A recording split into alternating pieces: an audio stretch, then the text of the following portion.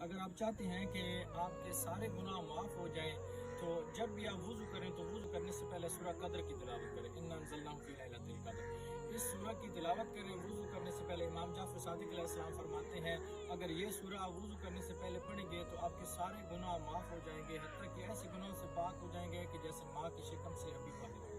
اگر آپ چاہتے ہیں کہ آپ کا سارا سال جو ہے وہ عبادت میں گزرے، سارا سال آپ کے روزوں کو آپ کا ثواب ملتا رہے، یا اگر آپ چاہتے ہیں کہ سارے دن جو ہے اس میں آپ ختم قرآن کی تلاوت کا ثواب حاصل کریں، یا آپ ساری رات آپ کی جو عبادت میں گزرے، تین کام کریں۔ سرکار دو عالم صلی اللہ علیہ وآلہ وسلم نے فرمایا جناب سلمان سے، سلمان اگر تو چاہتا ہے کہ تمہاری ساری رات عبادت میں گزرے، اگر رات میں موت آ جائے تو شہیدوں میں شمار ہو، تو رات کو تم وضو کر کے سویا کرو۔ اگر آپ رات کو وضو کر کے سوئیں گے ساری رات عبادت میں شمار ہوگی، اگر آپ اس وقت آپ کو موت آ جاتی ہے تو آپ کا شمار شہیدوں میں ہوگا۔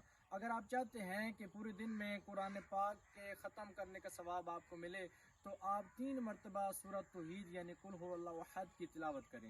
اگر آپ چاہتے ہیں کہ آپ کے پورا سال عبادت میں گزرے اور سال کے روزوں کا ثواب ملے تو آپ ہر ماہ میں 3 روزے رکھیں۔ سرکار دو عالم صلی اللہ علیہ وآلہ وسلم کے فرمان کے مطابق آپ کو پورے سال کے روزوں کا ثواب ملے گا، ہر ماہ اگر 3 روزے آپ رکھیں گے تو۔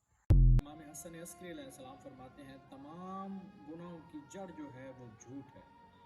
جھوٹ ایک ایسی بیماری ہے جو تمام گناہوں کی جڑ ہے، اس سے تمام گناہ سرزد ہوتے ہیں۔ مولا فرماتے ہیں کہ جھوٹ جو مومن ہے وہ جھوٹ نہیں بولتا۔ ہمیں بھی کوشش کرنی چاہیے، ہم دن میں کئی بار جھوٹ بولتے ہیں، رات کو ہم محاسبہ کیا کریں کہ ہم نے نیکیاں کس قدر کی ہیں اور جھوٹ کتنے بولے ہیں۔ خدا را جھوٹ سے بچیں، اگر آپ جھوٹ سے بچ جائیں گے تو تمام برائیوں سے بچ جائیں گے، اپنے مولا اپنے آنکھوں کو منہ دکھانے کے قابل بروز محشر ہو جائیں گے۔